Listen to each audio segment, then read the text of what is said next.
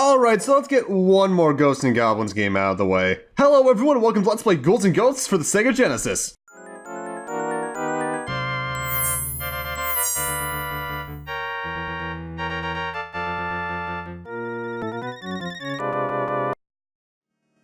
Well, that started off kind of dark. I should mention those two cutscenes there at the start are not in the Genesis version, those are in the arcade version that the game was originally based off of.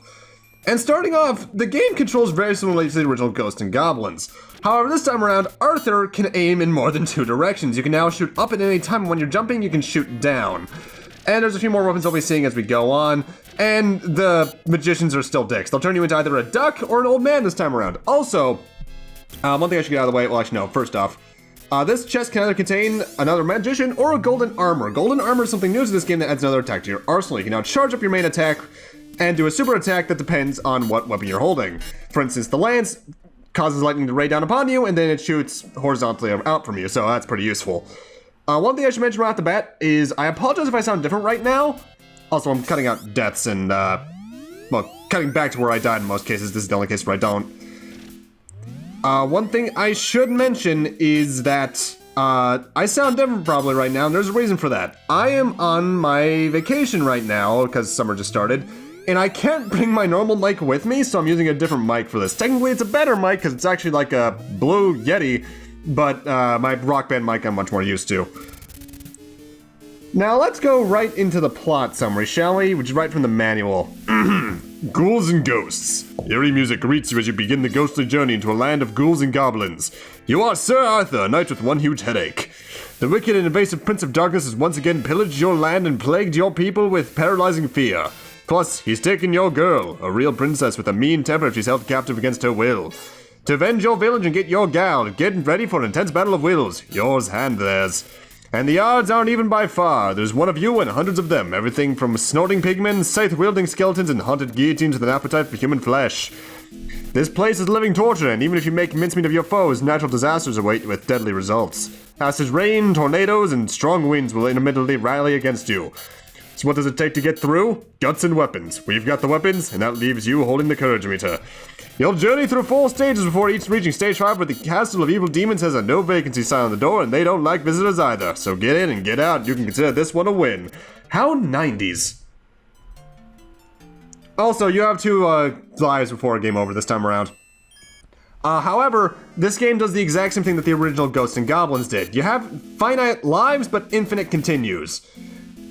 However, unlike the first game, I believe, there are checkpoints all throughout the game, aside from maybe the final stage, stage 5, and they actually will also still shave your checkpoints even if you die. So if I got a game over right now, I think I'd even start here at the boss. Either way, the first boss is Shielder, and you have to hit his head to kill him. He obviously touch damage aside, he only really has fireballs that he shoots out at you. Honestly, it's a really easy boss.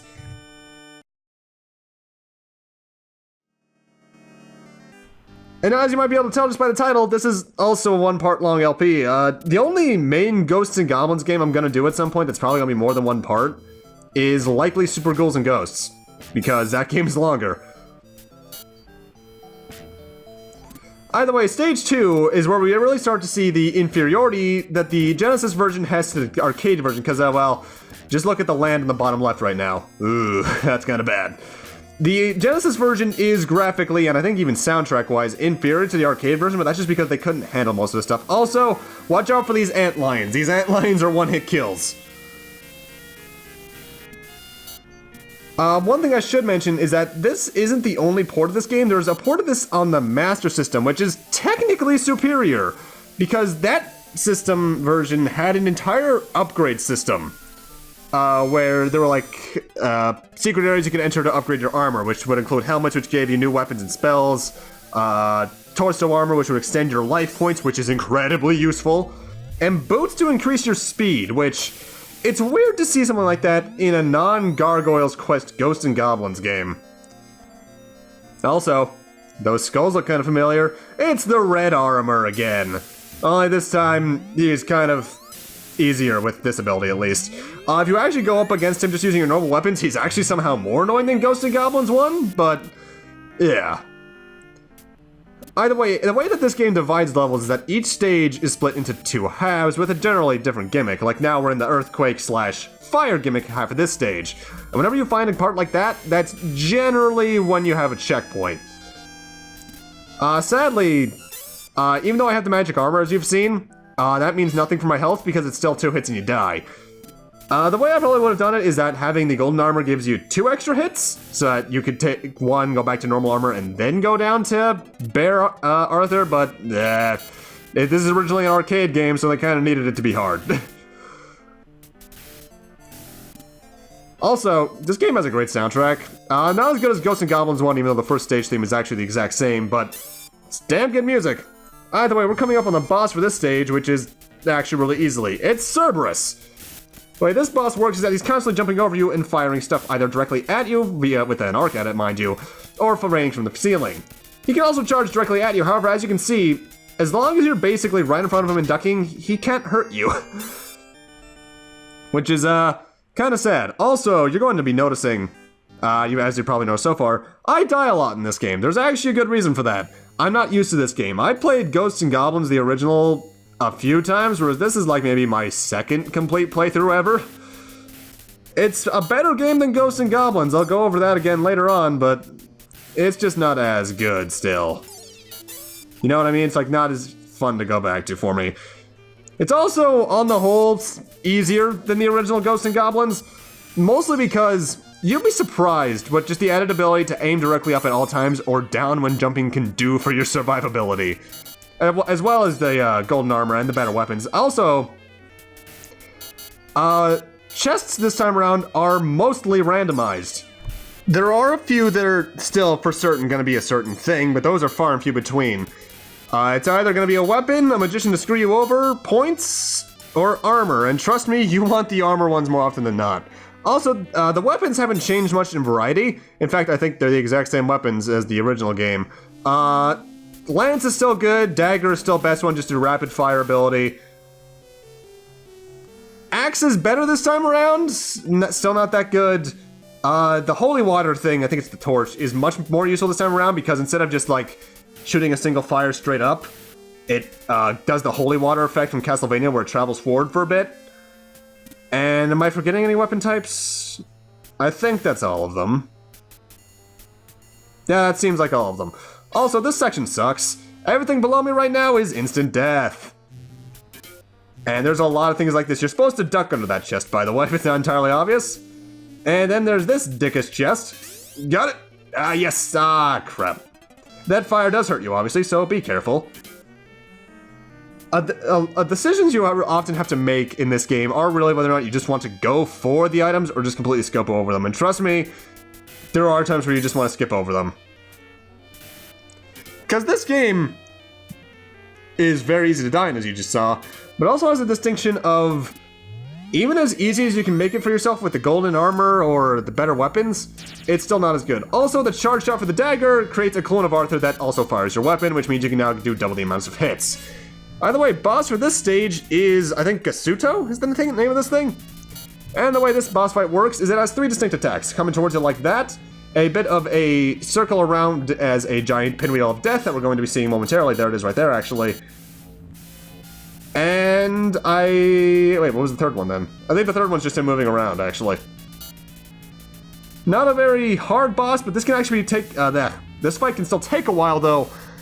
Mostly just due to the amount of HP he has compared to the amount you're able to do with his movement speed. Plus, it doesn't help that you can only hit him about half of the time anyway, because you can't hit him once he's below the ground. At least I don't think you can. I think if you throw straight down, it hits the ground and then disappears. Either way, moving on to stage 4. Which is probably my least favorite stage in the game, honestly. Stage 3 has some annoyances also. I forgot they could jump there. That was dumb of me. It's mostly just due to the way that we're going to be doing the later half of this stage, because the first half is honestly pretty straightforward. And now I'm an old man. There was nothing I could do there. The biggest thing you're going to be seeing here is that there's just a lot of Reapers around just trying to kill you. And that you want to be taking your time with your jumps, otherwise you're just going to be rushing into enemies and taking a lot of unnecessary damage. Mind you, as an arcade game, that's kind of the big killer anyway. You're going to be trying to rush forward, trying not to get killed so you don't use more on your money, but then you end up getting killed anyway. Smash TV comes to mind. Also, we get a weird returning enemy from the first Ghosts N Goblins, that weird cone thing I just destroyed. Oh, okay, that was a sound effect. And now suddenly it's an ice gimmick. One thing you want to be careful about, these green hands, as we're going to be seeing momentarily, if they touch you, it's instant kill because they grip onto you and squeeze you to death. So, watch out for that. Interesting thing of note though, if you're good at placing yourself, you can actually damage boost with their projectiles through some of the platforming. That was unintentional, but I'll take it. Oh god, oh god, oh god. Haha, made it. It's also oddly inconsistent in this stage, by the way. Exactly how much you have to be on the platforms for them to move you, because sometimes I can dodge down, hold down and crouch and I won't get hurt at all, or I won't move at all. And sometimes I'll just continue on moving. It might have to do with what direction you're holding in though. These platforms are a bit tricky. You're safe as long as they're not near the mouth, but that mouth at the end does hurt you, so make sure to jump off before it's too late. And it's because this we're actually going to be led right into the boss of Stage 4, Ome. This boss is actually really cool, though. The thing we're supposed to be targeting are the things spawning the worms below us. That's all you're supposed to aim at. Also, I should note, this boss is most certainly a checkpoint. The only attacks this boss has, is to spawn those worms, which move up slowly, but the moment they're on the horizontal platform, they'll speed up and head towards you, so watch out for that. And these invincible yellow worm orange worm things, which are, well, invincible as you saw there. They'll move completely randomly, though they do show up, I do believe, at predetermined points at where he is, on Ome's body, so nothing too bad there. Biggest strategy I can give you, stick on the sides and try to take care of the two to the right and the two to the left more easily, then move to the center and jump, then fire downwards to take care of the middle one. The middle one's the most dangerous, which is why you either should take it out first or last, depending on your playstyle. I prefer last because it's the most dangerous, so I can make sure I have my armor for it later. Okay, that's stupid. Yeah, that can still happen. And that's the end of Stage 4. And as the manual mentioned, we're now at the final stage. Ghouls and Ghosts, there we go, is in actually some ways a shorter game than the original Ghosts N Goblins because you still die, but you don't die as much. I can't tell whether or not it's through the slightly better control or just the better combat options. This stage, if you hate red armors though, is your worst nightmare because we're fighting 4 of them in a row. You can abuse some of their patterns just to make them fall right into your knives or whatever you're using, but if you're not careful, this part's kind of hell. Notable, like the original Ghosts N Goblins, there is a time limit on the top right, and if that runs out, game over. Sorry to say. Love this song though. This is just bad news for me and always. I do believe this is the only stage that doesn't have a actually, no, wait, no, it does have a checkpoint. So yeah, that means for a fact that Ghouls N Ghosts is much more generous than Ghosts N Goblins because you actually have checkpoints throughout the entire game. It's just that getting to those checkpoints can be annoying in some cases. Thankfully, as I mentioned before, checkpoints are permanent until you beat a stage. So if I were to get a game over on the boss of this stage, I'd be sent back to the midpoint. It's almost as if they actually listened to the complaints about the original game in terms of both control and difficulty, because this game is easier. Which, I like it when game companies do that, because a lot of the limitations that the original Ghosts N Goblins had were in part NES, I will admit that. But the arcade version also had its issues, like I don't think you could aim up or down in that, that's only in the sequels. As well as just some of the checkpoint crap. Okay, hi Astaroth! Yeah, as you can see, he's very easy. You only have to hit the head, you can't hit anything else. Astaroth also only has 2 attacks, if I recall correctly at least, which is either to breathe fire from his top mouth or his belly mouth. And you're seeing that correctly, we now have to fight 2 shielders at once without the body. This is surprisingly easy. Also, if you can't tell, this is also in a bit of a ways now a boss rush stage from here on. The ladder I climbed a moment ago that had the spikes coming out of it, that's where the checkpoint is, by the way. So if you die, you have to do a lot of these boss fights over again, but they're also a bit easier this time around, just due to the fact that they both have less HP and there's a better environment for you. Though this is kind of dickish, have 2 Astaroths. This is kind of stupid right here, I'll admit. I don't like this part, mostly because we just fought the guy. We don't need to fight 3 more of them. I'm looking at you, Super Ghouls and Ghosts. And moving forwards, we now have to fight more Gasutos. 3 of them, they're smaller and they have less health though, thankfully. Doesn't stop me from dying to them though.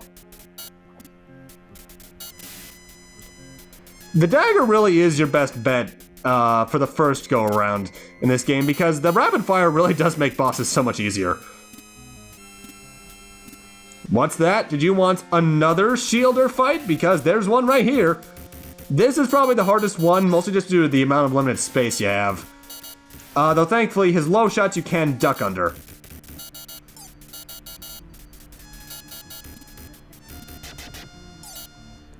And with that, we are actually just about done with the stage. It's also notable that if you reach the boss layer with some enemies still alive, they'll die immediately. Recommend getting the charge shot out, because the boss of this stage is one of the easier ones, but it can be annoying if you let him live too long. This is Beelzebub. The way he works is that he'll form for a bit, move forward and back, shooting his projectiles, and then he'll deform into the smaller insects and try to kill you again with the exact same pattern. If you have daggers, especially, he's easy, but if you're not careful, that can be kind of annoying. Arthur, you've done well so far, but you'll not be able to defeat Loki, who's behind the door. Go back to the village and get the magic power from the goddess of battle. Arthur, put on your magic armor and open the magic box. I'm sure that the goddess will appear. Good luck, Arthur. I believe that you will defeat Loki. That's right, just like the first game, we're sent back to the first level and have to make our way back there. However, this time around, things are different. The moment you get your golden armor, the next main box you'll open that would have a weapon now has the Goddess of Battle within them, which drops, I believe it's still just called the Goddess Bracelet. This is the best weapon in the game. It doesn't have a charge shot, but it has high rapid fire and damage. And it makes making your way back to the game much easier. For instance, I'm going to cut back to the Beelzebub fight now, and it's going to be, well, really short.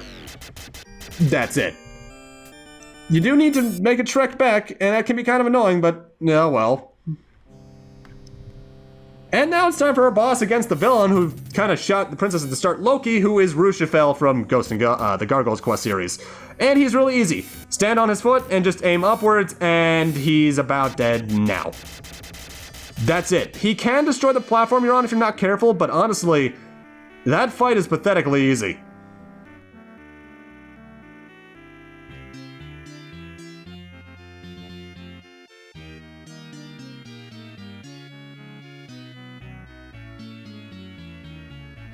Congratulations! Loki restored the Ghouls and Ghosts world, which had vanished 3 years ago.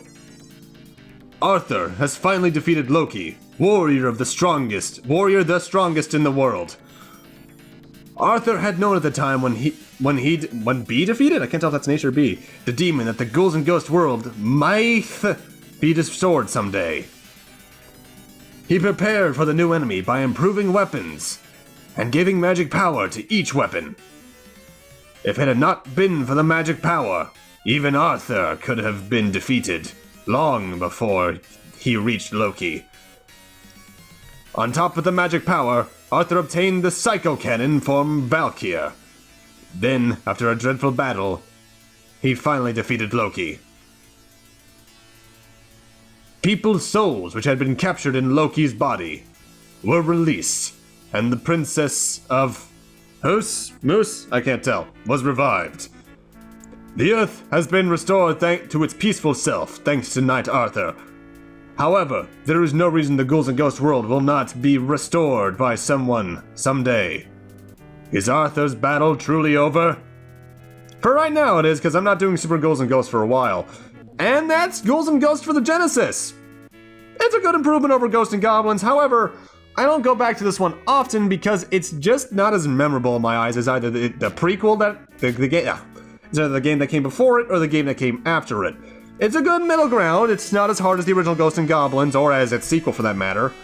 And it is still fun, some good music, some fun stages. But my issue with the Ghosts N Goblins series on the whole is still here. The control, while better, is still not what it could be. And while I love the additional battle stuff, there are still some parts that are just complete bullcrap on your first playthrough at least, due to either extreme amounts of just stuff going on, or large amounts of unnecessarily hard to hit enemies. I'm also not too fond of the boss rush at the end of the game this time around. Though the Goddess Bracelet, or Psycho Cannon as it's called in the game, the thing that I got during the second run through, does make the second run through much easier, as long as you can keep it. Because if you grab another weapon you lose it, and you don't want to do that just due to its higher damage. It is a pretty fun game though. If you want to play it, there's actually a good amount of versions for this, I believe. I think it's on Super Graphics, Master System, Genesis, Virtual Console for the Wii, and the ZX Spectrum, I think? So there's at least plenty of ports for you, and it is still a fun enough game. It's just the fact that I find the game that came before it much more memorable, and the sequel just better in every way possible. Though how odd that of all things they brought back Loki / Rushafel for the Gargoyles Quest games and not Astaroth as a major character. Weird. Great sprite design though, that is great looking, even though it looked way better on arcades.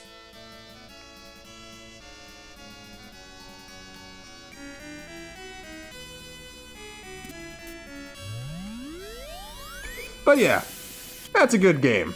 In terms of what's coming up next for the channel, I don't know yet.